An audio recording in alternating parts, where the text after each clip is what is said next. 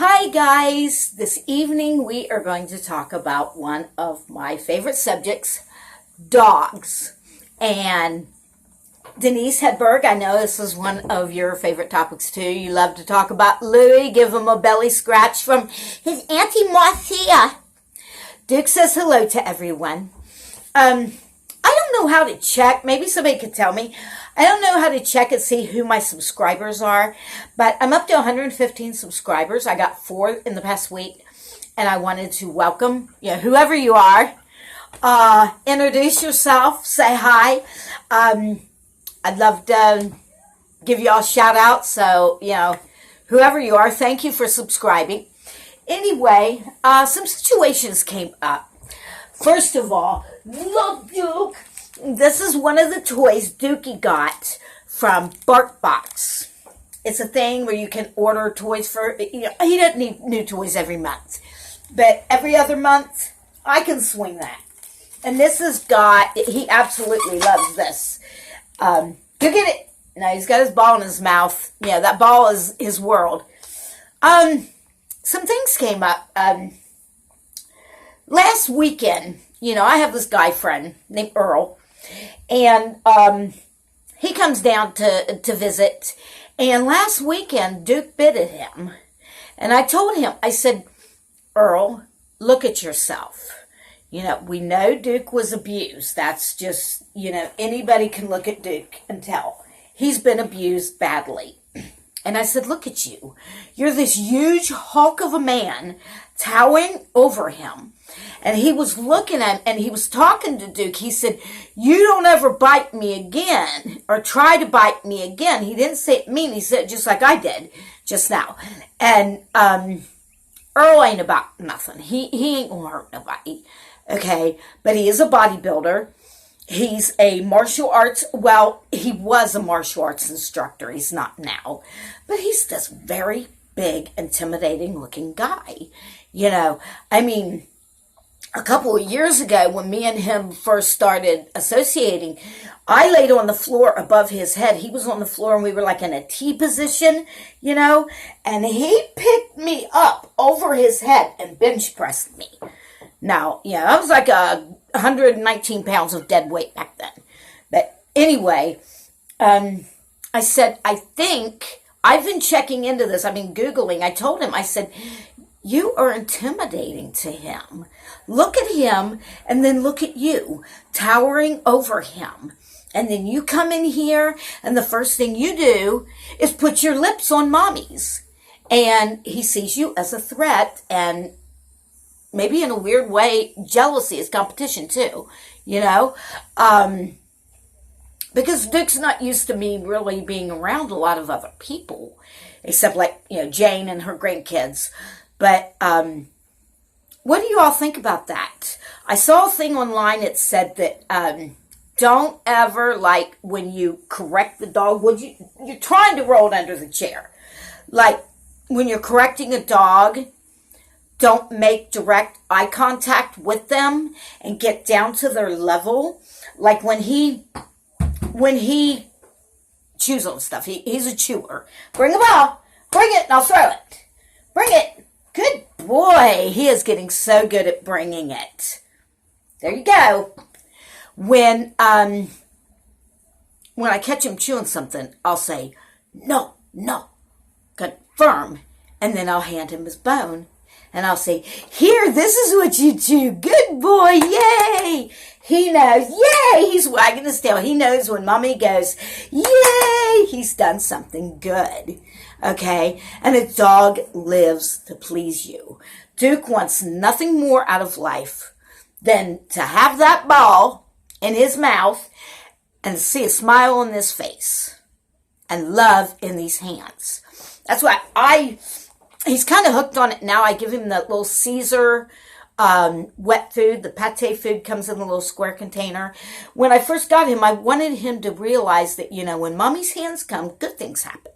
So I would hand feed him that. He's stuck on it now. He'll eat some of it, but he likes it when I hand feed him, and that's okay. Because I'm trying to give him I'm trying to, associate for him. Hands and everything are good. Bad things aren't going to happen when mommy's hands come near him. But there's this dog up the street. This is kind of funny. Me and this dog, it's a black lab. And we have this thing. Okay, I walk by that house every day up the street. And that dog runs along the fence barking at me. And, and nobody's out there. And I said, yeah, I'm going. All right, I'm going. We do that. And I keep walking. Well, the owner was out the other day. And the owner said to the dog, she doesn't want to pet you. And I stopped and I said, well, wait a minute, is that dog friendly? And I told him about this, always doing this. And he said, yeah, we've heard you out here talking to the dog when you walk by. But see, I'm giving the dog the desired response that he wants. I'm going on. I went up to the fence and I didn't reach over and pet the dog, but I put my hand about this far away from the fence and just held it there so she could smell it. She was barking and went ballistic. Dogs love me. I'm a lovable person. I really am. But the dog has made in its mind this game with me. I was not supposed to stop and talk to her and put my hand out. I was supposed to keep walking. That's why dogs bark at the mailman. Because the mail carrier shows up, the dog barks, they leave. They're giving the dog the response that the dog thinks, oh, you're leaving because I barked. Well, so I learned with this dog now, it's a game. It's a game. So when I went by today, she was out there and she's running and barking at me. And I just stopped and I said, I'm not going to hurt you, pretty girl. I'll just go on my way. And of course, she didn't really like me stopping. That's kind of strange, but it's just, I don't know. I just wanted to talk about dogs today. Come here, Dick. Bring a ball. Bring that ball. I didn't say roll it under the daggone chair. I'm not getting it. Oh, you got it. Come on. Bring it. Bring it. Bring the ball. And he's so cute. He looks kind of simple-minded, though, with this ball in his mouth, don't he? I love Duke. But he does. He looks kind of simple-minded. The neighbor guy, Mike, the one that tries to run the place, him and Larry scared the bejeebies out of me last night. Now, I have obsessive-compulsive disorder, and I could start obsessing and worry myself sick. I actually got a sick stomach last night. They're telling me, oh, you can't run outside with Dick and let him catch that ball anymore, because I've been going out a couple times a day and throwing the ball, about 15 feet, and Duke will bring it back, and he's learning to bring it, and then I'm teaching him to roll over. Mike is one of these people that just hates to see anybody enjoy anything. I'm not hurting anything. Duke's not hurting anything. So him and Larry come in last night. And Larry, he's my neighbor. He's an all right guy, but, he's kind of soft in the head. And if Mike said that Joe Biden said the sky was made of cotton candy, he would believe it. Well, they come in and tell me, when I'm walking out, they were telling me, oh, a hawk is going to kill him. A hawk is going to kill him. Yeah, there are hawks around here, but I talked to a game warden, and the game warden said, first of all, a hawk, yeah, if I leave Duke out there by himself, he might, get attacked. And I'd like to hear some feedback on this. Has anybody else ever heard of these kind of situations? My sister and the game warden, they said that if you're out there with the dog, and then you got Jane's screaming grandkids out there running and shrieking, and we're all playing with the dog, that it's probably safe for Duke. Hawks hunt early in the morning or like twilight, late in the afternoon. But, that just really, really scared me, and I'm kind of really worrying about it, because I don't want nothing to happen to my boy. Come here, bring it here.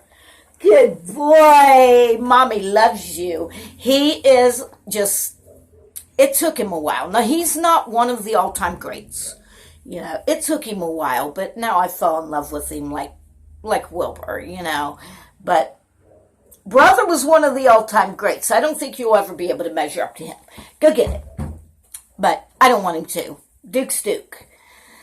But I don't know. I just wanted to run this stuff by you guys.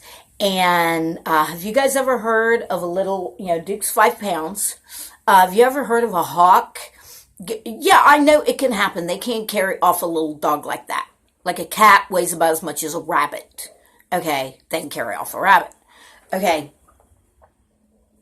But if somebody's around with the dog, running and shrieking and clapping with the dog, is that going to scare off hawks? So if anybody has any information about that or any advice, or you want to share a story about, your dog or whatever, I love sharing stories about my babies. I live alone. My kids are too big to cuddle.